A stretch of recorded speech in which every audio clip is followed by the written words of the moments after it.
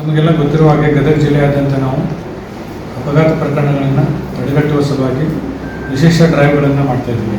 ನಿನ್ನೆ ಗದಗ, ಬಿಡಗೇರಿ, ಅವಳಿನಗರದಲ್ಲಿ ಮಾಡಿವಿ ಮತ್ತು ನರಗುಂದದಲ್ಲಿ ಮಾಡಿವಿ. ಇವತ್ತು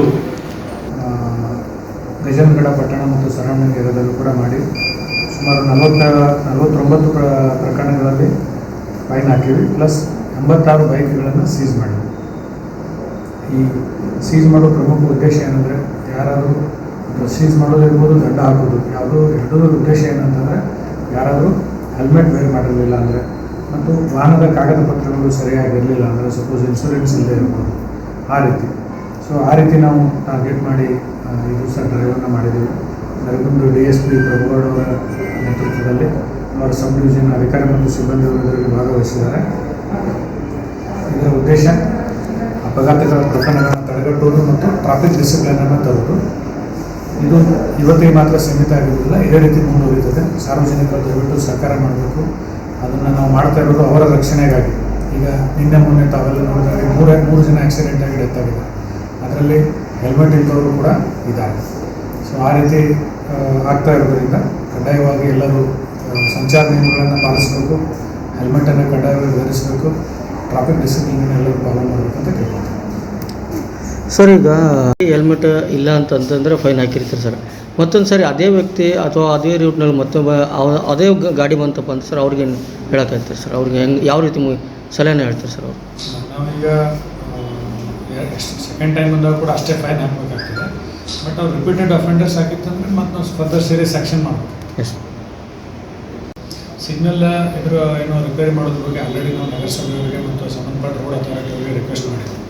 ನಾವು ಅದನ್ನು ಎಕ್ಸ್ಪರ್ಟ್ಸ್ ಕರೆಸಿ ಅದರದ್ದು ಎಸ್ಟಿಮೇಷನ್ ಕೂಡ ಮಾಡಿದ್ದೀವಿ. ಅವರು ಹಣಕಾಸಿನ ಸಹಾಯ ಕೊಡಬೇಕು. ಯಾಕಂದರೆ ಪೊಲೀಸ್ ಇಲಾಖೆಗೆ ಅದರದ್ದು ಹಣಕಾಸಿನ ನೆರವು ಇರೋದಿಲ್ಲ. ಅವರು ಇಬ್ಬರಿಗೂ ಕೂಡ ರಿಕ್ವೆಸ್ಟ್ ಮಾಡಿದ್ವಿ, ಇಬ್ಬರಿಗೆ ಏನೋ ಮೀಟಿಂಗ್ ಕೂಡ ಮಾಡಿದ್ದೀವಿ. ಎಷ್ಟು ಬೇಗ ಅವರು ಹಣಕಾಸಿನ ನೆರವು ಕೊಡ್ತಾರೆ ಅಷ್ಟು ಬೇಗ ಅದನ್ನು ರೆಡಿ ಮಾಡಿಸ್ತೀವಿ. ಟೀಮ್ ಕೂಡ ರೆಡಿ ಇದೆ ಕೆಲಸ ಮಾಡಿ. ಸರ್, ಈಗಾಗಲೇ ಥರ್ಡ್ ಅನ್ನೋದು ಒಂದು ಜಾರಿಗೆ ಬಂದಿದೆ ಸರ್. ಆದರೂ ಕೂಡ ಸುಮಾರು ಫೈನ್ಗಳನ್ನ ಹಾಕಿದ್ದೀರಿ.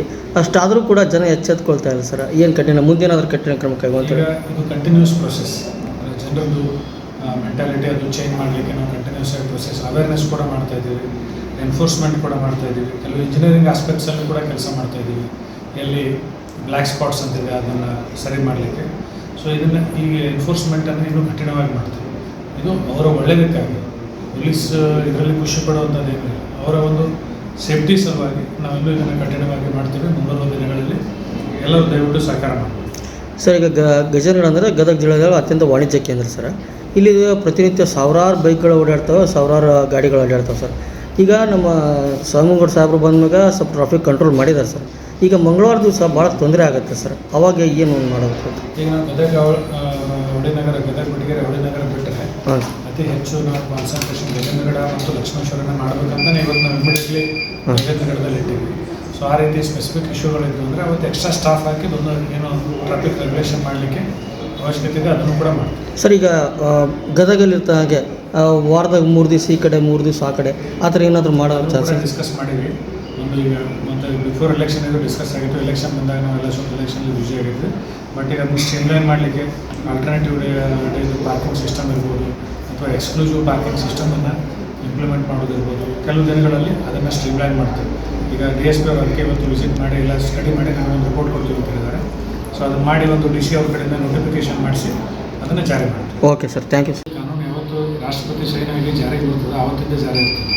ಸೊ ಅವರು ಅದನ್ನು ಒಂದ್ಸಲ ಅವ್ರು ಬೈಕ್ ತೊಗೊಂಡಾರೆ ಅಂತಂದರೆ ಅರ್ಥ ಮಾಡ್ಕೋಬೇಕು, ಅವತ್ತಿಂದ ಹೆಲ್ಮೆಟ್ ಹಾಕೊಳ್ಳೋದು. ಈಗ ಹಂಗಂತಂದ್ರೆ ಅನ್ನ ಸರ್, ಈಗ ಅವ್ರ ಮನೆಗೆ ಒಬ್ರು ಯಾರೋ ತೊಗೊಂಬಂದಿರ್ತಾರೆ ಗಾಡಿ, ಈಗ ಗಾಡಿ ಕಲಿತಾರೆ ಸರ್. No excuse.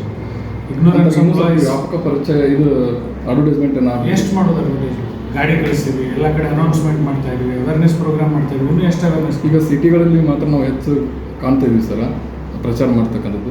ಈ ಗ್ರಾಮೀಣ ಭಾಗದಾಗೂ ಈ ಥರ ಇಲ್ಲೂ ಕೂಡ ನಮ್ಮ ವೆಹಿಕಲ್ ಕನಿಷ್ಠ ವಾರದಾಗ 1 ದಿವಸ ಬಂದು ಅನೌನ್ಸ್ ಮಾಡ್ತಾ ಇದ್ದೀವಿ. 15 ದಿವಸ ಒಂದ್ಸಲ ಒಂದು ಜೀಪ್ ಮಾಡಿ ಒದಗಿಸಲು ಎಕ್ಸ್ಕ್ಲೂಸಿವ್ಲಿ ಆಡಿಯೋ ಕ್ಲಿಪ್ಪಿಂಗ್ ಕೊಟ್ಟು ಅದನ್ನು ಅನೌನ್ಸ್ ಮಾಡಿಸ್ತಾ ಇದ್ದೀವಿ. ಉದ್ದೇಶ ಏನು ಅಂತಂದರೆ ಜನರಿಗೆ ತಿಳುವಳಿಕೆ ಬರಲಿ.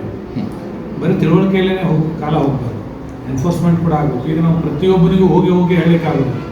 ಸೊ ಒಬ್ಬರಿಂದ ಒಬ್ಬರಿಗೆ ಅರ್ಥ ಮಾಡ್ಕೋಬೇಕು. ಆಮೇಲೆ ಇದೆಲ್ಲ ಏನಂತಂದರೆ ದಿನ ಒಂದೊಂದು ಹೇಳಿ ನಾವು ಮುಂದೆ ಮಾಡಲಿಕ್ಕಾಗಲ್ಲ. ಸೊ ಒನ್ಸ್ ನಾವು ಅನೌನ್ಸ್ ಮಾಡಿದ್ವಿ, ಪ್ರೆಸ್ ಮೀಟ್ ಮಾಡಿದ್ವಿ, ವೆಹಿಕಲ್ ಮುಖಾಂತರ ಅನೌನ್ಸ್ ಮಾಡಿದ್ವಿ. ನಾವು ದೇ ಹ್ಯಾವ್ ಟು ಫಾಲೋ.